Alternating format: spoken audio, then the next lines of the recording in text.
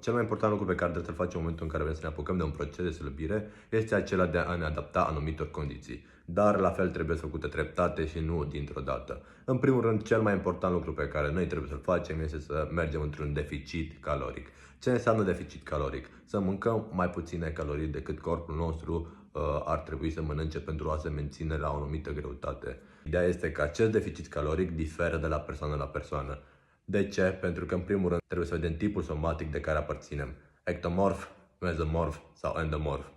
Trebuie luate în calcul toate aceste aspecte și automat să găsim alimentele care merg cel mai bine pentru tine și automat să ai cele mai bune rezultate. Pentru că există o foarte mare posibilitate să ai intoleranță la anumite alimente și automat să nu-ți răspundă bine organismul în momentul în care le administrezi. Automat trebuie să luăm în calcul toate aspectele pentru a găsi cea mai bună și optimă abordare pentru a putea elimina kilogramele în plus.